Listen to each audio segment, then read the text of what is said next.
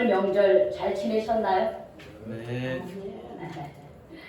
예, 저도 명절 잘 지내고 왔습니다. 보통 1박 2일만 지내는데 이번에는 제가 좀 시간을 좀 드렸어요. 가족들에게 2박 3일 그렇게 하고 돌아왔습니다. 그 어느 때보다도 참 즐거운 명절이 되었던 것 같아요. 어제 우리가 토요 모임을 가지면서 우리 설날 명절에 대한 좀 나눔을 좀 갖자 이렇게 얘기를 하는 중에 우리 김여정 전도사님이 이런 말을 했어요. 어떤 말을 했냐면 본인이 설날에 좀 TV를 봤다는 거예요. 근데 거기에 보니까 요즘에 이제 그 예능 프로그램들이 실제 생활들이 참 많이 나와요. 그런데 어떤 그 부부가 그 부모님한테 그렇게 이렇게 섬김을 잘하는 거를 보았다. 그러면서 자기가 마음이 찔렸다는 거야. 나는 우리 부모님께 어떻게 하나. 그러면서 조금 마음에 찔림이 있어서 본인이 좀 내가 뭘 잘할 수 있는 거로 좀 우리 부모님께 좀 섬겨봤으면 좋겠다. 그래서 본인이 그 피자를 만들어서 부모님을 대접했노라 이런 얘기를 하더라고요. 우리가 이 설 명절 같은 때는 어른을 공경하는 거잖아요. 물론 자손들에 대해서 서로 격려도 있지만 사실은 이 설날 명절은 윗 어른을 공경하는 거예요. 부모님을 잘 섬기는 그런 것을 배우는 게 설날 명절이 아닌가 그렇게 생각을 합니다. 그래서 우리는 이런 그 중요한 절기를 통해서 우리는 어떻게 하면 부모님을 잘 섬겨드릴까? 어떻게 하면 우리가 어른들을 잘 공경할까? 이런 것들을 배우게 되는 것 같아요. 여러분 부모님을 잘 섬겨드렸는데 그 자손들이 망했다 하는 소리 들어본 적 있습니까? 모르겠어요. 그렇죠. 그런 소리는 아마 여러 번 못 들었을 거예요. 야, 그 부모님을 그렇게 잘 섬겨드리더니 그 자손들이 참 잘 됐어. 이런 소리는 들어본 적이 있어도 그 부모님에게 효도했는데 그 자녀가 망했다는 소식은 없습니다. 세상에. 성경에도 보면 하나님께서도요. 부모를 공경하고 부모에게 효도하는 자녀를 축복을 해줘요. 어떤 축복을 해주냐? 하는 일이 잘 되고 이 땅에서 오래오래 장수하는 축복을 준다고 약속을 했습니다. 그래서 우리가 이 세상에 태어난 우리 모든 자녀들은 이 세상에 태어나게 해준 부모들을 잘 섬기고 어떻게 하면 부모님께 잘 효할 수 있을까? 어떻게 하면 부모님의 마음을 기쁘게 해드릴 수 있을까? 그렇게 생각하다가 결국 자기가 복 받는 거예요. 하나님이 은혜를 받게 되는 거예요. 이와 마찬가지로 우리가 신앙생활하면서 우리가 하나님 아버지 이렇게 표현하잖아요. 그죠? 하나님 아버지 그렇게 표현해요. 그래서 우리도 신앙생활하고 교회를 다니고 하나님을 믿는다고 하면서 내가 어떻게 하면 하나님을 잘 섬길 수 있을까? 어떻게 하면 내가 신앙생활을 더 정말 하나님 모시기에 합당한 그런 생활을 할 수 있을까? 이런 고민을 좀 해봤으면 좋겠습니다. 정말이에요. 오늘 본문은 이런 고민을 하며 예수님을 찾아온 한 사람의 이야기인 거예요. 여기에 보면 성경에 보면은 이렇게 시작을 하고 있죠. 서기관 중 한 사람이 이렇게 있죠. 서기관 중 한 사람이 그들이 변론하는 것을 듣고 예수님께서 잘 대답하신 줄 알고 예수님 앞에 나온 거예요. 이게 무슨 말이냐? 여러분 서기관이라고 하는 사람들은 이 사람들은 말하자면 율법학자이기도 합니다. 그러니까 하나님의 말씀에 대해서 공부하는 사람, 어떻게 보면 신학생이 신학생. 신학교, 신학대학, 신학대학원까지 다 나와서 지금으로 말하면은 목회자의 반열에 있는 사람이에요. 신학자들이라고 말할 수 있는 거예요. 성경에 대해서 연구하고 모세를 통해서 주신 하나님의 율법의 말씀을 다 분석하고 어떻게 하면 하나님을 잘 섬길 수 있는가, 이런 거를 연구하는 사람이 바로 서기관입니다. 그리고 서기관 율법학자이기도 하고요. 그런데 이 사람이 예수님을 찾아왔다는 거예요. 왜 찾아왔냐? 예수님께서 어떠한 질문을 해도 정확하게 확실하고 선명한 답변을 해주는 거예요. 그런데 이 서기관의 마음속에는 자신이 그 율법을 전공하면서 이 이스라엘 사람들은 그 율법에 대해서, 모세의 율법에 관하여서 613가지 개별적인 율법이 있었어요. 365가지가 뭐뭐를 해서는 안 된다라고 하는 거.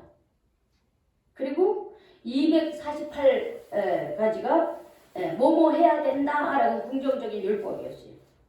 그런데 이제 그런 율법들이 어느 거는 더 강조가 되고 어느 것은 좀 이렇게 좀 강조되는 것보다 좀 약하고 이제 이런 게 있었겠죠. 그러니까 하나님을 섬기며 일상생활을 하는데 어느 걸 더 소중히 여겨 좀 어느 거를 좀 약하게 할 수도 있고, 늘 이런 걸 연구하는 사람이에요.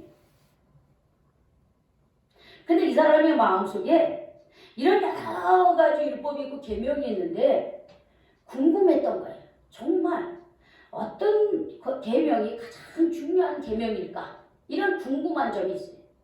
우리가 신앙생활하면서 우리가 어떤 부분에 더 강조를 두고 우리가 어떤 부분에 있어서 우리가 중요성을 두고 신앙생활을, 그런 부분들이 있잖아요.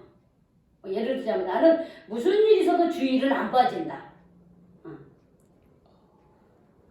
내가 또 어떤 사람은 나는 새벽 기도를 안 빠진다. 나는 꼭 헌금을 한다. 뭐 이런 자기만의, 하나님과 자기만의 강조하는 것들이 있어요. 근데 이 율법학자도 그러고 이 서기관도 여러 가지 그 율법에 여러 가지 조항들이 있는데 진짜 가장 중요한 계명이 뭘까 궁금한 거예요. 계명들이 너무너무 많으니까 이것도 지켜야 되고 이것도 하면 안 되고 저것을 해야 되고 막 이러니까 진짜 이게 이렇게 많은데 사실 하나님은 그냥 십계명만 주신 거잖아요. 십계명만 주신 거잖아요. 근데 그 십계명에 따른 여러 가지 각가지 조항들이 너무 많이 그렇게 만들어 놓은 거야. 그렇게 만들어 놓은 건 뭐냐? 하나님을 더 잘 섬겨보려고 그렇게 했던 거예요. 사실은 목적이. 근데 이제 너무 이제 세부적으로 들어가다 보니까는 이제 율법의 정신, 근본 정신을 잊어버리는 게 많이 있었어요. 그러니까 이 서기관이 하나님의 말씀을 연구하고 하나님의 말씀을 가르치면서 이 많은 조항 중에 가장 중요한 계명이 뭘까? 이런 나름대로 자기가 생각한 것도 있겠지만 그런 궁금증이 있었던 거예요. 그래서 예수님한테 물어본 거예요. 예수님이 어떤 질문을 해도 다 적절한 대답을 해주셨기 때문에 이 서기관이 예수님한테 물어본 거예요. 이거는 예수님을 시험하려고 한 게 아니에요. 정말 궁금해서 그랬던 거예요. 내가 어떻게 하면 하나님의 계명을 더 잘 지킬 수 있을까라고 하는 정말 하나님을 제대로 믿어보고 싶은 그런 동기에서 이 서기관이 예수님한테 물어본 거예요. 예수님, 가장 큰 첫째가 되는 계명이 무엇입니까? 이렇게 질문을 했습니다. 그때 예수님께서 이렇게 대답을 하셨죠. 이스라엘아 들으라. 주 곧 우리 하나님은 유일한 주시라. 이렇게 시작합니다. 이스라엘아 들으라. 주 곧 우리 하나님은 유일한 주시니라. 이렇게 시작을 합니다. 우리가 믿는 하나님이 어떤 하나님이라고 하는 거예요. 어떤 하나님? 유일한 주. 유일한 주. 왜 유일한 주냐면은 지금도 세상에 주라 이름하는 신들의 이름이 참 많이 있어요. 하나님만 있는 게 아니에요. 다른 신들의 이름도 많이 있습니다. 특별히 신년도가 되면은 어떻게 돼? 신년 운세를 보기 위해서 점집을 가는 사람들이 많이 있어요. 게다가 코로나처럼 지금 많이 어려운 때일수록 야 앞으로 내 인생이 어떻게 될까 염려가 되는 거예요. 그래가지고 점집에 가는 사람들이 많이 있습니다. 심지어 최근에 대통령 후보 중에 손바닥에 왕자를 쓰신 분도 있습니다. 그 왜 그러겠어요? 서울대를 나오고 최고의 학교를 나오고 우리 사회의 지성인이고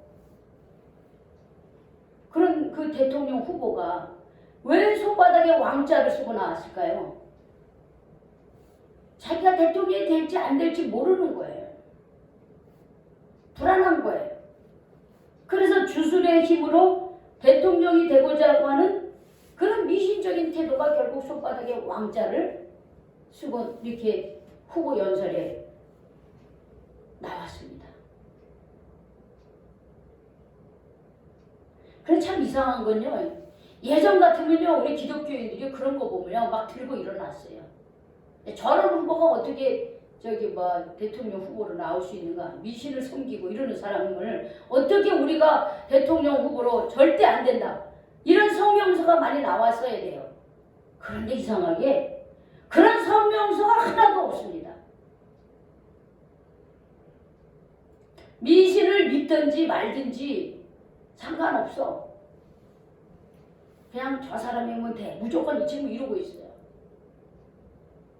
근데 여러분, 믿음의 사람들은 이런 주술적인 것을 의지해서 무엇인가를 되고자 하는 사람들을 따르면 절대로 안 돼요.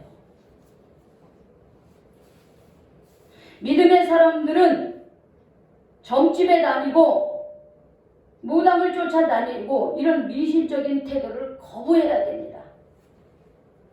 왜요? 우리는 성경에 분명히 이미 경험되어지고 기록되어지신 하나님이 있잖아요. 주 우리 하나님이 계시잖아요. 그 하나님께서 예수 그리스도를 이 땅에 보내주셔서 우리의 죄를 담당하여 십자가에 못 박혀 돌아가시게 하시고 그리고 그를 부활하게 하시며 그를 믿는 자마다 죄사함 받고 하나님의 자녀가 되는 그런 구원의 길을 열어주신 하나님이 있잖아요. 우리는 그런 하나님을 믿잖아요. 요행을 바라고 다른 어떤 영적인 존재에 의해서 우리가 잘 되기를 바라는 게 아니라 내 죄를 용서해 주면 내게 새로운 인생과 새로운 삶을 주신 그 하나님을 우리는 믿고 있다라고 하는 사실이에요.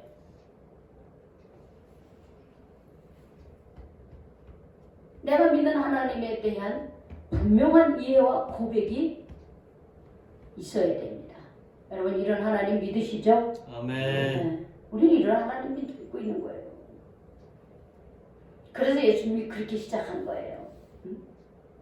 우리 주 하나님은 유일한 주사 이랬어요. 유일한 주다고 예수님이 그렇게 고백을 했어요. 그러면서 뭐라냐면 그래. 가장 큰 계명은 그 유일한 주 하나님께 내 마음을 다하고 내 목숨을 다하고 내 뜻을 다하고 내 힘을 다하며 주 너희 하나님을 사랑하라. 이렇게 얘기를 해주신 거예요. 이 말씀은 이미 신명기 6장 4절에서 5절에 있는 이스라엘아 들으라. 이 들으라가 아니 쉐마야 쉐마라는 뜻이에요. 들으라. 뭘 들으냐? 너는 마음을 다하고 목숨을 다하고 뜻을 다하고 내 힘을 다하여 주 너희 하나님을 사랑하라. 이게 가장 큰 계명이에요. 그래서 우리 10계명 중에 1계명부터 4계명까지가 하나님을 어떻게 섬기고 어떻게 사랑하느냐 방법이에요. 근데 하나님이 이렇게 예수님이 딱 요약해 주신 거야. 우상을 섬기지 마라. 응? 그리고 형상을 만들지 말라. 나 외에 다른 신을 섬기지 말라. 안식일을 거룩히 지키라. 이게 하나님을 사랑하는 방법인 거예요. 그거를 요약해서 너는 마음을 다하고 목숨을 다하고 뜻을 다하고 힘을 다해서 그 하나님을 사랑하라 이렇게 얘기해 줬어요. 여기서 조금 마음을 다한다는 건 마음. 여러분 마음이 어디에 있습니까? 마음, 우리가 마음하면 어디를 가리켜요? 마음하면 어디? 내 마음 여기 이렇게 가슴을 이렇게 심장을 얘기해요, 그렇죠? 심장 쪽으로 이렇게 합니다. 마음이 여기 있어요. 근데 마음이 여기 있습니까? 여기 있는 거예요. 여기 내 몸에 있는 거예요. 내 몸 속에 있는 거예요. 잠언 4장 23절에 이런 말씀이 있어요. 모든 지킬 만한 것 중에 더욱 내 마음을 지키라. 생명의 근원이 이 마음에서 난다 이렇게 얘기했어요. 생명의 근원이 이 마음에서 난다는 거예요. 그래서 이 카르디아라고, 이 원래 히라버로 헬라어로 이 마음은 카르디아라는 말인데, 이 마음은 뭐냐? 사람의 내적 생명의 시작인 거예요. 원천이에요. 그래서 이 마음에서 살아가는 마음, 또 무엇인가를 하는 열정적인 마음, 어떤 소망의 마음, 이런 것이 이 마음에서 출발한다는 거예요. 그래서 이 마음이 누구와 연결되어 있느냐에 따라서 마음이 움직이는 거예요. 마음 따라 가는 거예요, 우리가. 그래서 이 마음에서 소망과 절망과 기쁨과 사랑과 이런 것들, 미움, 이런 것들이 이 마음에서 시작이 되는 거예요. 지금 우리가 하나님을 사랑하는데 마음을 다해서 하는 거예요. 마음을 다해야 돼요. 여기 보면 마음을 다하고 또 뭘 다하라 그랬어요? 두 번째 목숨을 다하는 목숨을 다하는 거예요. 근데 이게 목숨이 단순히 생명을 얘기하는 게 아니라 감정을 다스리는 이 기관이 되는 거예요. 목숨이 감정을 다스리는 기관. 그러니까 감정을 다해서 하나님을 사랑을 하려는 거예요. 그리고 뜻을 다하여. 이 뜻을 다한다는 것은 생각, 지성, 심사숙고, 통찰, 상상을 가리키는 단어입니다. 그래서 이 뜻을 다하는 것은 뭐냐면 지성적인 활동을 말하는 거예요. 지성적인 활동을 말하는 거예요. 생각으로, 뜻으로, 그리고 힘을 다하여. 이게 뭐냐면 이게 어떤 능력, 강한 힘, 이런 것들을 말하는 거죠. 그래서 우리가 하나님을 사랑할 때 어떻게 되냐? 우리 내면의 생명을 다해서, 감정을 실어서, 마음의 생각과 상상력과 지성적인 심사숙고를 다해서, 또 내게 있는 재능과 어떤 능력을 다해서 하나님을 사랑하려는 거예요. 여기에 보면은 다하여라는 말이에요. 다하여. 이 말이 참 중요합니다. 여기 우리 30절을 다 같이 다시 한번 읽어볼까요? 시작. 내 마음을 다하고 목숨을 다하고 뜻을 다하고 힘을 다하여 주 너희 하나님을 사랑하라 했어요. 다하여가 몇 번 나와요? 4번이 나와요. 그냥 예수님께서 내 마음과 목숨과 뜻과 힘을 다하여 이렇게 하지 않고 마음을 다하고 목숨을 다하고 뜻을 다하고 힘을 다해서 주 너희 하나님을 사랑하라 이렇게 얘기했어요. 근데 이 다하여라고 하는 뭐냐면 이 온전한 뜻은 뭐냐, 이게 통째로 온전하게 그렇게 해야 돼요. 온전하게 내 마음도 온전하게, 내 생명도 온전하게, 내 생각도 온전하게, 내가 갖고 있는 그런 재능도 온전하게 통째로 하나님을 드리고 하나님을 사랑하려는 거예요.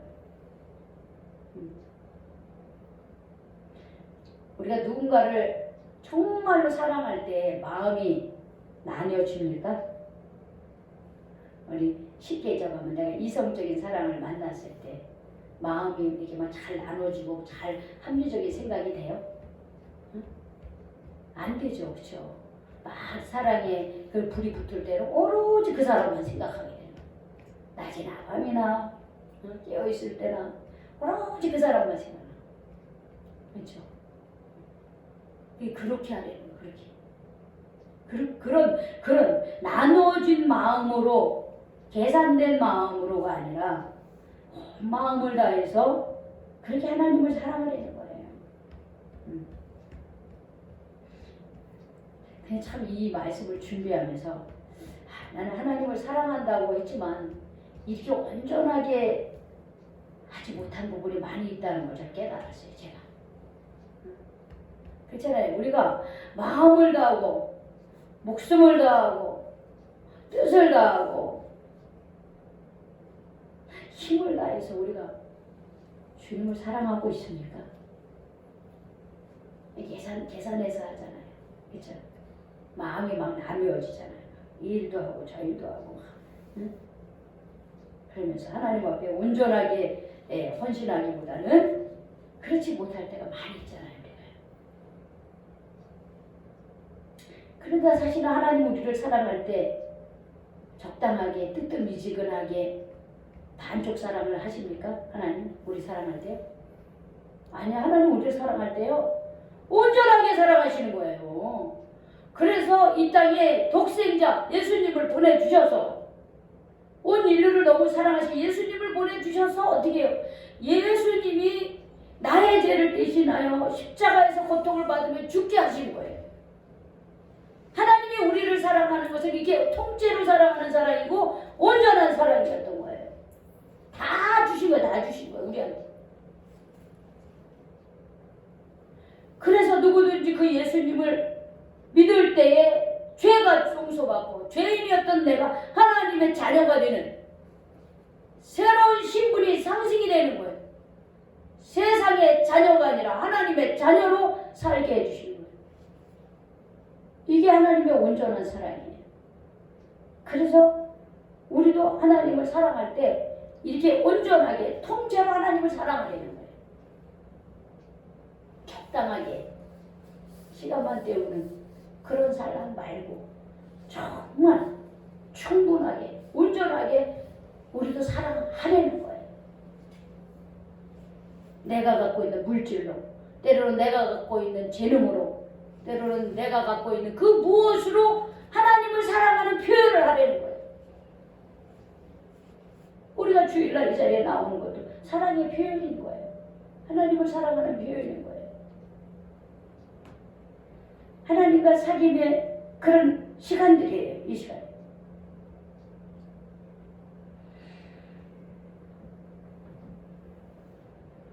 오늘 이 말씀을 우리가 나누면서 참 우리가 부족하다는 것을 깨닫게 되죠. 그렇죠?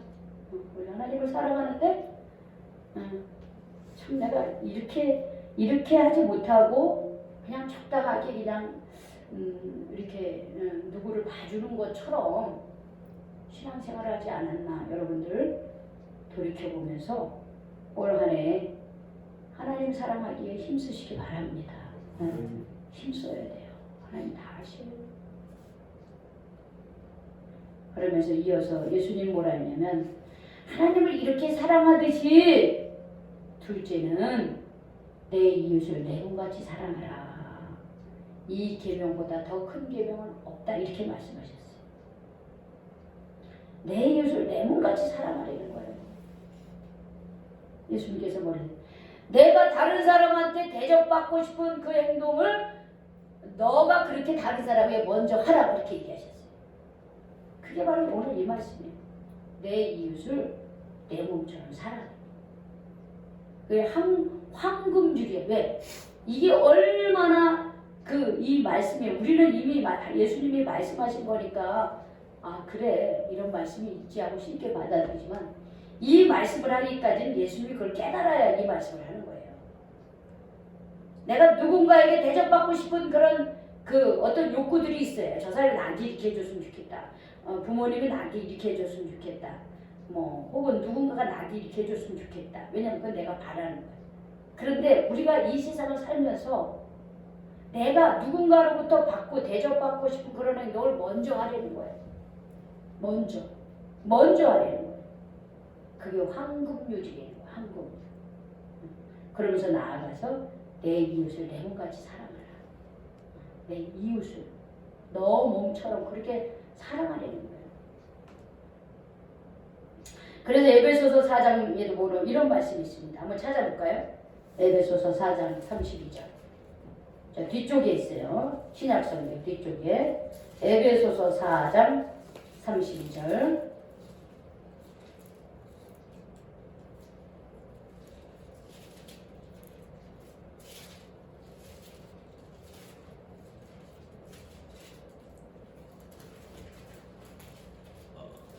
찾았어요? 에베소서 4장 32절에서 5장 2절까지 여기 315쪽에 있어요. 315쪽 신약성경 315쪽 제자들도 사도 요한이 사도 바울도 내 이웃을 내 몸과 같이 사랑하라라고 하는 것을 이렇게 표현하고 있어요. 에베소 4장 32절 우리 5장 2절까지 교독하겠습니다.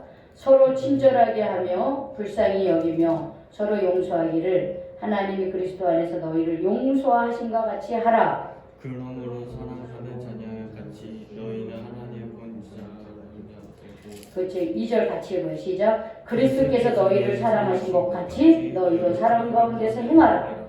그는 우리를 위하여 자신을 버리사 향기로운 제물과 희생 제물을 하나님께 드리셨느니라 했어요. 예수님이 희생 제물이 되어서 우리를 사랑한 것처럼 너희도 서로 사랑하라 이렇게 얘기해요. 하나님을 본받는 거룩한 자가 되는 거예요. 서로 용서하기를 하나님이 그리스도 안에서 나를 용서하신 같이 우리도 용서를 하려는 거예요.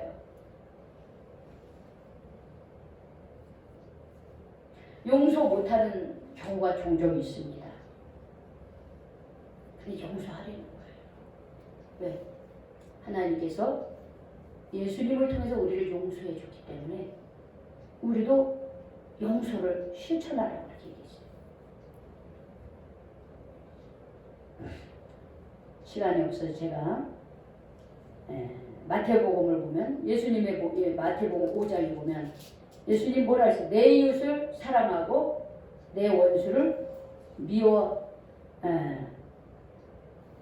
하라 했다는 것을 너희가 들었으나 나는 너희에게 이르노니 너희 원수를 사랑하며 너희를 박해하는 자를 위하여 기도하라 이렇게 얘기하셨어요. 원수를 사랑하고 너희를 박해하는 자를 위해서 기도해라.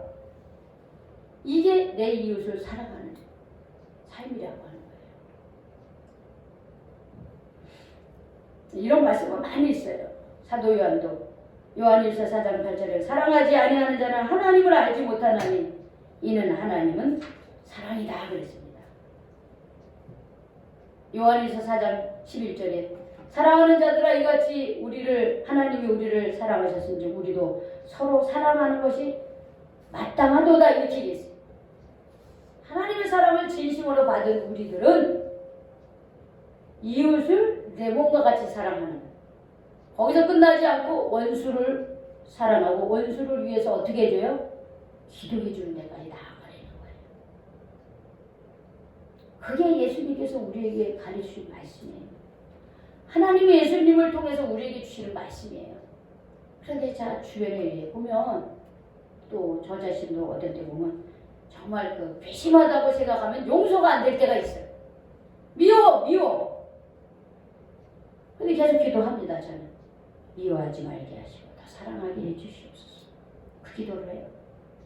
그런데 이번에도 우리 식구들을 만나면서 우리 식구들 참 좋았어요. 아주 즐거운 명절이 됐어요. 이번에는 제가 가가지고 이게 늦게 갔으니까 내가 설거지라도 담당을 해야 되겠다. 하루 종일 설거지했어요.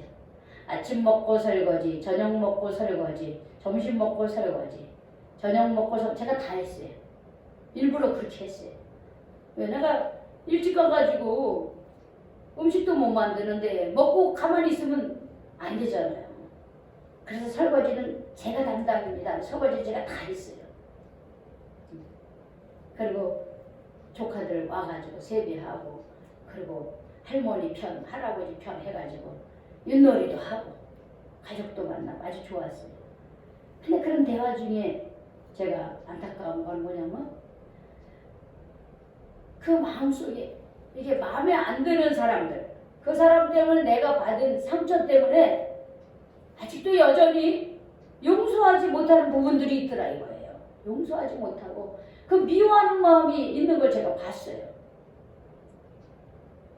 앞으로 이제 제가 더 기도 제목이기도 하죠. 근데 그게 그 사람들만 그게 아니라 우리 모두가 다 그래요 사실은. 마음속에 나한테 상처를 주고 나를 핍박하는 자, 그런 사람들에 대해서 용서가 안 되고 미워지는 마음들이 있어요. 근데 우리 예수님께서 가장 큰 계명이 뭐라냐면 내 이웃을 내 몸처럼 사랑하라. 이보다 더 큰 계명이 없다 이렇게 말씀하셨습니다. 그러니까 우리 올 한 해 하나님을 사랑하시기 바랍니다. 나아가서 이웃을 용서하고 사랑하는 일에 앞장서시기 바랍니다. 네. 하나님의 나라가 우리 가운데 있게 됩니다. 하나님을 본 사람이 없을 때 그런 삶을 실천하면 하나님의 나라가 내 안에 있고 하나님이 내 안에 계십니다. 그런 한 해가 되시기를 주님의 이름으로 축복합니다. 네, 기도하겠습니다. 하나님, 오늘 예수님께서 서기관과 대화하시면서 이 세상에서 가장 큰 계명이 어떤 것인가 하는 것을 깨우쳐 주셔서 감사를 드립니다. 주님, 우리가 하나님을 진심으로 사랑하기를 원합니다. 이미 하나님께서 예수 그리스도를 통해서 우리를 사랑해 주셨기에 우리가 그 은혜에 감격하여 우리도 하나님을 사랑하고 나아가 이웃을 내 몸처럼 사랑하고 또 더 나아가 원수를 위해서 기도하고 사랑할 수 있는 그 마음까지도 확장되어지는 그런 하나님의 귀한 자녀들이 다 되게 하여 주시옵소서. 그래야므로 우리의 삶이 날마다 천국을 누리고 하나님의 나라가 임하는 경험하는 그런 삶을 사는 한 해가 되게 하여 주시옵소서. 예수님의 이름으로 기도 올려옵나이다. 아멘.